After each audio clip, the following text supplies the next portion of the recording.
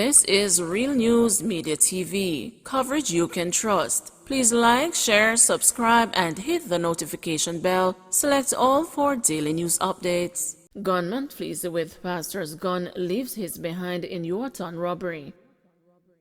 A pastor who is a licensed firearm holder was attacked and stabbed by a gunman who made off with the clergyman's gun, leaving his illegal weapon behind. The high drama occurred during a robbery near the pastor's house in Yorkton, St. Catherine, on Wednesday night, the news understands.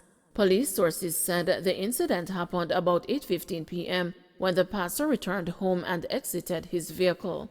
It is reported that the gunman, who had a homemade firearm, accosted the pastor who held on to the robber's weapon. During a struggle, the gunman's firearm fell and he pulled a pair of scissors and stabbed the pastor several times. As the struggle continued, the pastor then pulled his firearm, which also fell. The gunman grabbed the pastor's gun and fled, leaving his homemade weapon behind. The illegal firearm was handed over to the Yorkton police, and the incident was reported. The pastor was taken to the hospital, where he was treated for his injuries. Police have since launched a manhunt for the gunman. No bad flu in Jamaica, says MAJ. The president of the Medical Association of Jamaica has said there is no evidence of a so-called bad flu in Jamaica. Dr. Brian James has based this on the results of tests conducted by the University Hospital of the West Indies. Some people on social media have been sharing their battle with symptoms of what many have labeled a bad flu. But Dr. James told the news on Thursday that numerous reports of bad flu prompted him to check with the University Hospital of the West Indies whether there was any evidence to support those claims. I, last week, decided, upon hearing so many people, including some people in the medical profession, indicating that they feel like they have the flu, they have a sore throat, they have sniffles, they have a headache, maybe a little fever as well. And what I did was to call the university, call the virology department to find out whether or not there is any evidence of an increased incidence of influenza circulating in the community. And they were quite clear about it. The last time they had any indication that there was flu in Jamaica was from in the middle of last year. The South African experience, the UK experience, the US experience, they are telling us that what people tend to complain of when they have Omicron is flu. We had a meeting with the president of South African Medical Association, and that's precisely what she told us. She said that it was a big problem in South Africa because people did not even bother to test, so they believe that the numbers that we got out of South Africa were they were far below the actual numbers. I have seen patients where they have the symptoms, they go and get tested, it's negative, but they have the symptoms. So what we do is ask them to repeat it, and almost invariably it comes back positive if you actually are exhibiting the symptoms. The other thing is whether or not which one of the tests you do.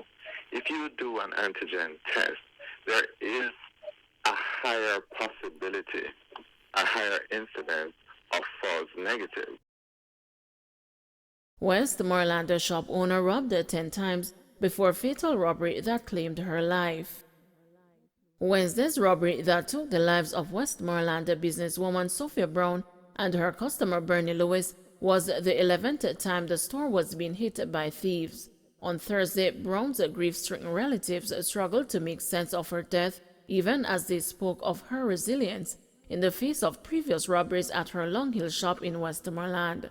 Among those grieving is her daughter Tiffany Turner, who heard the gunshots that took her mother's life. She said she was nearby at her aunt's house when they heard explosions and the shouts coming from the direction of the shop. They both ran to the shop and discovered that both women had been shot. Paulette Brown, the sister of the deceased, told the news that she transported her sister to the hospital and also witnessed her last breath. "It's terrible to know she lost her life like this," said a distraught Brown. Her sister, she said, had been a polite, hard-working woman who don't trouble a soul. Also grieving is Lewis's common-law husband, Wilton Mary. He also heard the shot that took the women's lives. He was in the shop's storeroom. "I was in the shop packing up some goods, and I only hear gunshot hit," Mary said, adding that when he emerged, he found both women face down on the ground. "Whole night last night I don't sleep, oh my God. I cry whole night," he said. He said he and Lewis were on their way back from working on their farm when they decided to stop by the shop to purchase items and also help the owner stockpile her goods. Mary said Lewis, who he has been with for over 50 years, was a good, hard-working woman. "When I saw her yesterday, I shed a whole heap of eye water," he said. Geraldine Brown, the mother of the now-deceased businesswoman, is calling on the government to reinforce the state of emergency. "The place want back the soldiers, tight security we need," said the elderly woman, who said the soldiers assigned to patrol would always check on her daughter when they were close. They had been stationed at the entrance of the community. "Me no mind if them can catch the killers," said a mournful Brown. 94-year-old St. Catherine woman perishes in house fire. A 94-year-old woman died Thursday morning in a fire at her home on Morningside Drive in Marlymount, St. Catherine. She has been identified as Daphne Anglin, a retired school principal and a justice of the peace. Reports reaching the news are that the firefighters attached to the St. Catherine Fire Department were alerted to a blaze sometime after 4 a.m. in Marlymount near Old Harbor. On their arrival, the 5-bedroom house structure was seen engulfed in flames. Following cooling down operations, Anglin's charred remains were found in her room at the house. Anglin was reportedly bedridden and resided with relatives who had earlier failed in their attempts to rescue the elderly woman from her room that was engulfed in flames and later spread to the rest of the house. Investigations are ongoing by firefighters to determine the cause of the fire. Early morning shooting at Oxford Mall Arcade leaves a man dead and vendors injured. Gunmen struck at the Oxford Mall Arcade in downtown Kingston on Thursday morning, killing a man and wounding 2 vendors. The identity of the deceased has not been identified, but he is believed to be in his 20s. According to preliminary reports, armed men entered the market and began firing shots about 5:20 a.m., sending several early morning shoppers and the vendors running for safety. When the shooting subsided, the man and the 2 vendors were found suffering from gunshot wounds. They were assisted to the hospital, where the man was pronounced dead and the other injured individuals treated. A motive for the shooting incident has not been ascertained, as investigations are ongoing. Criminals kill a 9-year-old in St. James carjacking attack.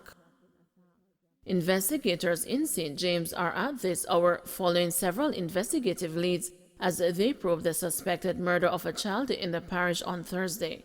The St. James police said they were alerted to an incident about 11:45 a.m. in which a woman was robbed of her Audi motor car. It was also reported that a child was still in the motor car at the time it was robbed. A motor car fitting the description of the one that was robbed was located shortly before midday in the Fairfield community of St. James. A child whose throat had been slashed was found in the motor car. The child was pronounced dead at hospital. Carrie Douglas's bail extended to March 4. Jamaica Labour Party councillor Carrie Douglas had her bail extended to March 4 when she appeared in the St. Andrew Parish Court on Thursday morning. Ms. Douglas was charged with assault and obstructing the police following an incident in Swallowfield, St. Andrew. It's alleged that on February 26 last year, the police were responding to reports of a gathering in the community during the nightly curfew. Ms. Douglas allegedly used her vehicle to block the police from making an arrest. Your party is not welcomed here, St. Anne cops warn Combo boss. The St. Anne police are warning Shanice Combo boss Wilson that she will feel the full force of the law if she attempts to keep her sex party anywhere in the parish. A video making the rounds on social media shows Wilson promoting a pre-Valentine's version of her now infamous combo party in Ocheria, St. Anne. The promoter on her social media platforms, including TikTok and Instagram, said the same $5,000 combination of sexual favors will be applied at the party, scheduled to begin at 2 p.m. But Senior Superintendent Dwight Powell, the top cop for St. Anne, said as far as he knows, no permit has been given for any entertainment event, and he does not see this changing anytime soon. He said against this background, Wilson's combo party will not be countenanced. I have given instructions for her to be contacted and advised accordingly, SSP Powell told the news.